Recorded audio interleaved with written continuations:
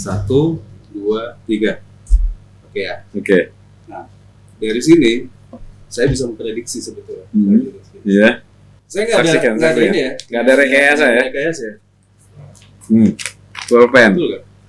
Yang tadi Jiben ceritakan ini mumpung belum itu ya, belum terlalu lanjut. Ya.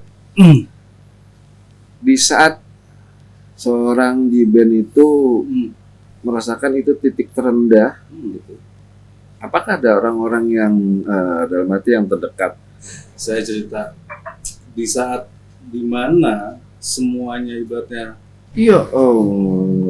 sebelum berhaji Pak Haji Lutfi, apa yang saya kerjakan atau saya rencanakan dengan otak manusia yang ibaratnya semaksimal mungkin, tetap dalam segi bisnis, ya saya punya planning gitu. Tapi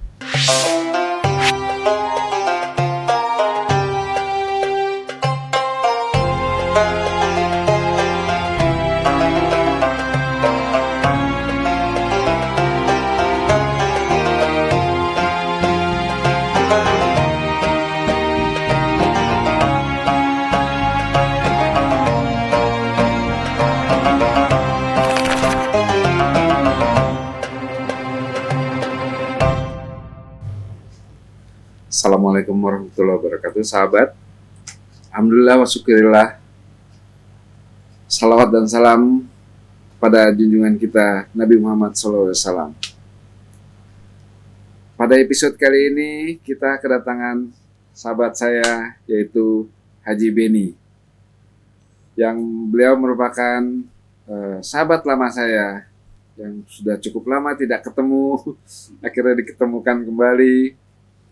Yang alhamdulillah sekarang sudah memasuki bulan Ramadan ya. Iya. Jadi langsung aja, gimana kita langsung perkenalkan Haji Beni, yang biasa kami panggil adalah Jiben.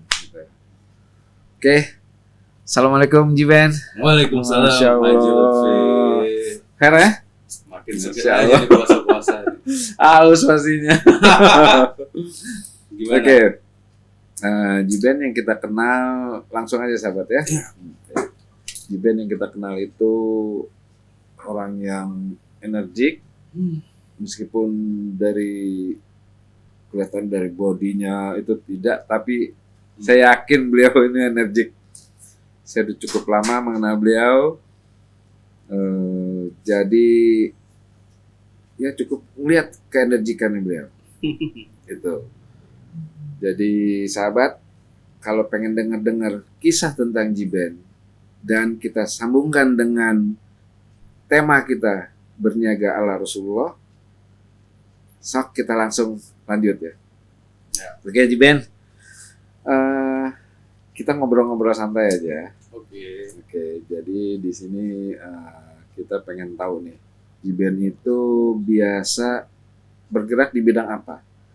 Terus yang saya tahu adalah beliau owner dari DAG printer ya, gitu. Jadi kalau mau ngeprintnya. Oke. Saya cerita ya Pak Haji ya. Cerita. Ya, pemirsa, perkenalkan nama saya Idris Mulya. Nah, ini saya lagi podcast dengan Haji Lutfi. Saya bercerita tentang saya bisa masuk di industrial printing ya Pak. Ya. Nah, ini juga nyangkutnya nanti dengan tema kita berniaga ala Rasulullah. Nah, saya sebetulnya 2004 itu saya udah lulus kuliah. Oke. Dan waktu itu sempat saya mengajar di universitas di Ciledug. Langsung ngajar kah? Ya, tapi nggak bertahan lama karena passion saya adalah usaha. Tapi sempat mengajar di waktu yang pendek lah gitu. Iya. Nah, singkat cerita, dari situ saya kebetulan background saya adalah di dunia digital teknologi information, IT. Jadi saya menggeluti di lini usaha tersebut. Oke. Ini ada sangkut pautannya sih dengan yang printer tadi. Jadi saya pertama-tama itu sebetulnya setelah yang saya tadi cerita 2004 itu udah lulus kan ngajar gitu kan. Nah, kebetulan pada saat waktu bersamaan saya juga buka studio foto Pak Haji. Oke. Studio foto itu zaman-zaman dari Tahun 2004 tuh memang 2004 ya, foto box, Iya. gitu. Nah, itu juga berhubungan dengan merchandise. Jadi kayak name tag ID card segala macam. Kita outlet pertama kita itu di Srivijaya. Srivijaya, terus juga kita punya outlet juga di Plaza Semanggi. Punya 2 booth, Srivijaya, Plaza Semanggi. Plaza Semanggi sekarang kan udah ini kan, tapi katanya sih dekat-dekat lagi. Nah, itu dari 2 tempat itu kita berjalan. Terus 2007 2008 kita sempat ibaratnya berhenti tuh. Maksudnya kita apa ya namanya? Ya saya juga sedikit ada suatu usaha lain untuk mencoba kayak apa CCTV lah. CCTV waktu itu kita mencoba peruntukan ke situ dan titik nol saya di situ. Jadi yang usaha yang awal itu kurang fokus dengan adanya usaha-usaha baru itu, sehingga yang awal ini malah lemah, malah dua-duanya malah lemah. Betul. Masya Allah. Nah, mencoba peruntukan di sektor tetap di dunia IT, CCTV juga masih dalam ruang lingkupnya dunia IT gitu kan. Jadi, nah di situ peruntungan saya mulai ibaratnya menjadi titik nol, di mana ibaratnya ya entah itu salah perhitungan atau memang Allah ngasih jalannya demikian gitu Pak Haji. Jadi waktu itu kejadiannya ya saya harus mengganti uang ratusan juta yang notabene bukan karena ya maksudnya bukan karena perbuatan saya, karena saya difitnah, karena ada permainan unsur bisnis lah, orang dalam ingin menyingkirkan suatu vendor lah, tapi imbasnya ke saya. Waktu itu ya ditimpalah musibah tersebut sampai saya punya aset itu ada warnet, ada apa diambil dengan orang, saya nggak mau nyebutin suku, tapi ibaratnya tanpa belas kasih apapun harta yang saya punya diambil oleh mereka semua. Entah itu Haji Bin punya apa ya, misalnya warnet apa ambil segala macam bla bla bla. Nah itu titik terendah saya dan saya harus berpikir ini kenapa ya terjadi seperti ini gitu. Masih bujangan waktu itu ya? Masih bujangan. Masih giat nyari duit ya? Ya itu pun di masa-masa ibaratnya saya bujangan itu saya nikah telat Pak Haji. Saya nikah tuh umur 30 something. Umur berapa Pak Haji? 20 something. Nah, di saat dari titik nol itu juga saya dekat sama seorang wanita yang waktu itu pujaan lah gitu. Yang bukannya yang saat sekarang ini jadi. Di mana diuji titik nol yang tadinya saya punya motor Ninja gitu. Pakai Suprapit. Saya ditinggal. Klasik ya sahabat. Nggak, itu diuji betul-betul cerita nyata gitu. Maksudnya, ternyata begini ya. Nah saya sempat ke Surabaya itu sekian 6 bulan lah. Nah pulang dari Surabaya 2009 2010 baru saya menitikan karir untuk fokus di DAG Printer. Namanya bukan DAG sih, sebetulnya dulu tuh TDAG. Nah, berapa tahun ini karena spellnya nggak enak gitu. Hilangin T-nya jadi DAG. Gitu. Singkatankah itu? Sebetulnya itu makna sih. DAG itu saya sering main di DAG gitu. Maksudnya di atas. Ngelamun segala macam, tapi di balik itu juga ada singkatannya. Digital Art Genic gitu. Jadi ada singkatan. Tapi sebetulnya filosofinya adalah saya sering nongkrong di atas, saya di DAG gitu. arti DAG tersebut gitu. Yang tadi Ben ceritakan mumpung belum terlalu lanjut di saat seorang Jiben itu merasakan itu titik terendah gitu. Apakah ada orang-orang yang dalam arti yang terdekat ya keluarga itu ikut mensupport. Oke. Saya cerita di saat dimana semuanya ibaratnya teman itu yang seolah-olah dekat Pak Haji Iya. itu menghilang, dan hanya tahu gak yang hanya dekat itu siapa? Keluarga kita sendiri. Betul. Saya masih ingat ayah dan ibu saya itu almarhumah itu yang sangat berjasa, yang sangat nyantol gitu. Dia yang selalu orang tua itu akan berpikir gimana melindungi anaknya, meskipun dalam posisi ibaratnya ya itu entah salah atau benar, tapi rasa kenyamanan atau perlindungan itu orang tua itu saya merasakan banget Pak. Dan semuanya itu ya kayak teman yang tadinya saya punya uang lumayan ibaratnya menghilang ketika misal kena musibah, yang hanya dekat itu hanya keluarga. Itu yang saya alami, yang ibaratnya ya diantaranya adik saya juga mensupport saya, maksudnya ya balik lagi ke keluarga. Poinnya kembali ke keluarga. Itu keren. Jadi sahabat, betapa dahsyatnya ikatan keluarga yang harus kita sadarin. Oke, lanjut Ben. Ya ini juga saya juga agak sedikit skip ya, maksudnya loncat ke ya nanti saya ceritakan kenapa saya bisa berhaji juga. Kalau diceritakan ini sesuatu hal yang ibaratnya nggak terpikirkan oleh saya. Oke. Iya, maksudnya saya berpikir hanya sebatas ibaratnya dunia. Yang tadinya tidak berpikir gimana ibaratnya saya mau ya mendaftar atau gimana, tapi perubahan itu saya rasakan setelah berhaji. Sebelum berhaji Pak Haji Lutfi, apa yang saya kerjakan atau saya rencanakan dengan otak manusia yang ibaratnya semaksimal mungkin, ini nggak bakalan miss, ini nggak bakalan salah, ini pasti benar. Semuanya itu ya sebelum ini saya ya, versi saya dan berdasarkan ini saya, semuanya itu kayak susah gitu Pak Haji. Tapi di balik ini pun ini ada cerita yang ibaratnya ya nggak tahu lah, ibaratnya ini tunggu sebelum ke situ.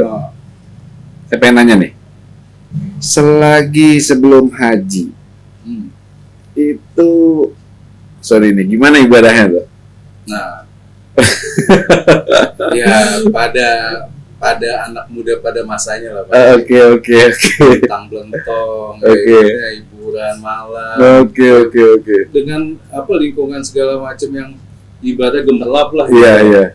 Gemerlap, ya ibaratnya kita terlena gitu. Oke, Mas. Tapi tetap itu pun kita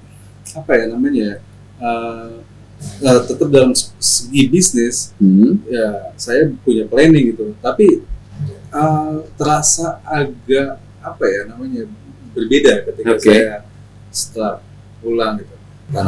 Berarti sebelum itu masih berantakan kah? Enggak berantakan, tapi agak sedikit tertati-tati gitu. Apa yang kita rencanakan, apa yang kita planning, wah ini pasti bisa nih, pasti besar nih. Ternyata enggak bisa seperti itu gitu. Tapi setelah saya pulang, apa yang menjadi perkataan dan perencanaan saya, alhamdulillah dilancarkan dan sesuai dengan ibadah ekspektasi saya. Oke. Gitu. Jadi ya memang saya di sana berdoa lancarkanlah ibadah apa yang menjadi. Tapi di balik itu ada kisah yang ibadah ya tragis. Ibadah itu yang saya pernah. Tunggu, tahan dulu. Jadi sahabat, ini kurang lebih dunia itu ibarat bayangan. Kalau kita kejar, mau kita tangkap, dia nggak akan bisa. Dia menjauh. Tapi kalau kita ngejar akhirat, bayangan itu ngikut.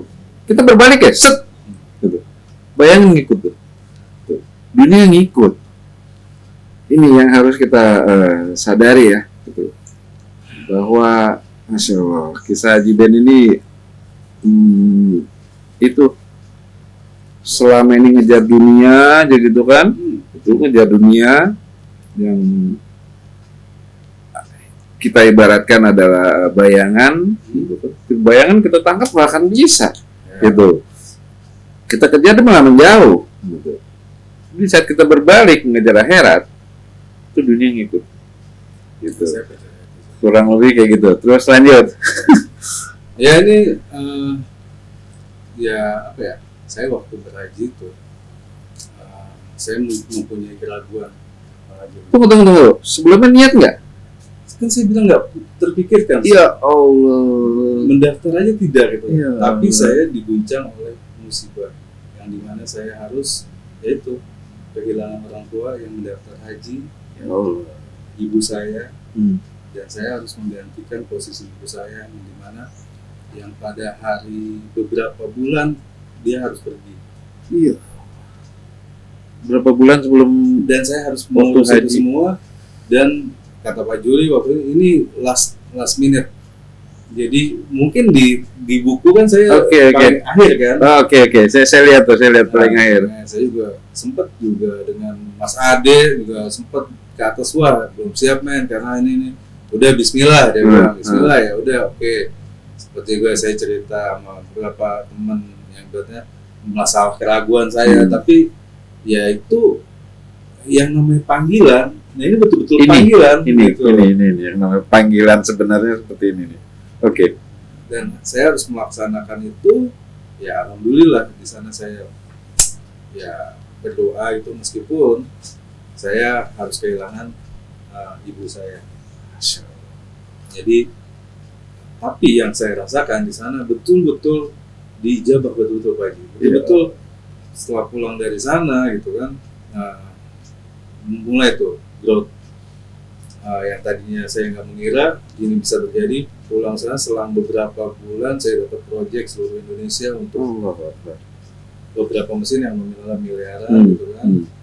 Nah, itu terjadi gitu kan. Sampai saat beberapa hari ini saya nggak tahu nih ini merinding saya juga. Iya. Saya beli rumah Pak Haji 400 meter Allah. itu tanpa bank. Dan orang yang menjualnya itu mengerti keadaan saya. Ya udah bayar aja semampu kamu. Kayak ibaratnya saya dikasih gitu. Iya lah ya Allah. Itu jarang loh terjadi. Iya banget, jarang banget itu. Nah itu yang membuat brand itu, wah nggak bisa sebetulnya itu. Yang nggak ada yang nggak bisa kata Allah tuh. Iya. Apa yang menjadi kehendaknya dia pasti bakal terjadi. Iya. Ya Allah. Nah sahabat, ini kisah Haji Ben ini boleh dibilang yang real panggilan Allah seperti ini. Gitu. Membangun usaha ini kira-kira apanya nih? Orang Muslim itu harus kaya. Masya Allah. Ya iya. Keren ya. Orang Muslim harus kaya. Iya. Gimana dengan kekayaan itu bisa bermanfaat Pak Haji? Iya. Jadi ya itu poinnya ke situ dulu. Iya. Lu kaya dengan sumber yang halal. Iya. Baru bisa ibaratnya lu bisa ya sedekah segala macam bikin program gitu. Iya. Dari awalnya dulu dan harus percaya dulu. Harus orang Muslim itu harus kaya dengan banyak manfaat. Oke. Jadi keren ya. Orang Muslim harus kaya gitu. Iya. Nah, keren banget. Moto itu keren tuh. Nanti mungkin bisa nih jadiin tagline di sini ya. Orang Muslim harus kaya. Dengan kaya kita bisa sedekah. Iya. Tapi dengan yang apa ya pendapatan yang halal ya. Pastinya kan udah Muslim. Udah Muslim sebenarnya tuh udah Iya sih. udah paket tuh. Iya. Kadang yang Muslim belum paket nih, masih setengah-setengah. Gitu. Saya ada satu game nih Pak Haji. Iya. Ini, kita bermain psikologi ya. Oke. Nggak apa-apa. Apa? Ini ada Lanjut. 3 objek nih Pak Haji. Ya. 3 objek ya. Ini saya pindah nih. Oke. Ya. Terus dari 3 objek ini saya pindahin ya. Oke. Nah, dari 3 objek ini saya sudah bisa memprediksi apa yang Pak Haji Lutfi bisa ambil. Masya Allah, ya. Ini simpen. Oke. Ya, ini pegang. Nah, ikutin perintah saya nih. Sulap. Enggak sulap. Ini ada makna moralnya Pak Haji. Oke, keren. Dengan nggak apa-apa ini simpan aja di kantong. Oke. Di kantong. Siap. Pak Haji ambil pakai tangan kanan dengan cepat dihitungan 1, 2, 3 ya. Objek ya. Satu. Tunggu. Ini bebas kah? Bebas. Dengan tangan kanan dengan hitungan 1, 2, 3. 1, 2, 3. Oke ya. Oke. Nah, dari sini saya bisa memprediksi sebetulnya. Iya. Oke. Pak Haji Lutfi bisa buka kertas dan saya nggak ada ini ya. Nggak ada rekayasa ya. Rekayasa ya. Pulpen. Betul nggak? Dari 3 objek itu saya bisa tahu apa yang menjadi niatannya Pak Haji Lutfi. Itu seorang manusia bisa memprediksi. Iya. Apalagi Allah.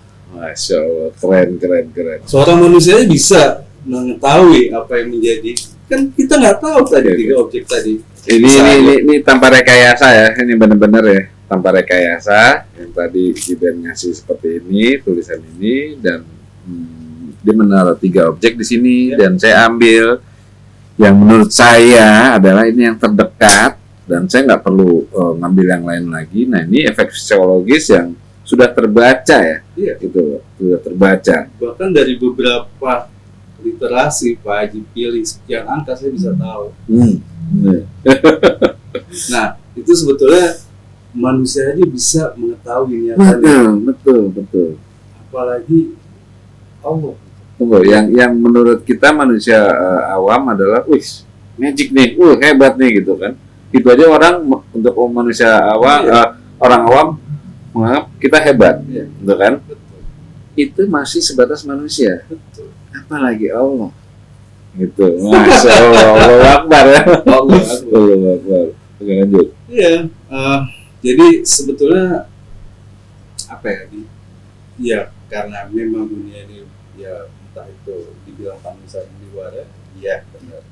Tapi bagaimana kita menyikapi dan situasinya itu juga sebetulnya dalam psikologis ada dua kata namanya deontologi sama ini apa gitu. Jadi 2 itu bermakna deontologi itu merasa benar. Oke. Ini tuh apa gitu, saya lupa. Satu lagi itu merasa mempersepsikan bahwa saya berbuat ini demi kebanyakan orang. Oke. Merasa benar, dan yang satunya untuk kebanyakan orang. Iya. Oke. 2 itu doang dari psikologi, cuman saya yang arti kata 2 itu saya mesti baca lagi. Cuman 2 itu doang definisinya Pak Haji. Jadi deontologi itu dia hukumnya adalah sifatnya straight. Ya. Langsung. Okay. Jadi entah itu benar atau ini salah, itu benar. Iya. Nah, kalau yang satu lagi itu merasa orang ketika melakukan suatu perbuatan, itu dia menimbang-nimbang. Mana yang lebih baik atau yang buruk itu. Ibaratnya ada psikologi itu, ibaratnya kita track nih Pak Haji. Itu di dalam track itu ada 5 orang. Pernah dengar gak cerita ini? Belum ya. 5 orang. Nah, di track kedua itu ada 1 orang. Nah, ada kereta di mana Pak Haji memegang tuas kendali. Nah, ini membunuh 1 orang atau dia lewat membunuh 5 orang? Pak Haji akan pilih yang mana? 1. Kenapa? Karena ayo, itu kan 1/5 lebih banyak. Berarti Pak Haji bersikap non deontologi gitu.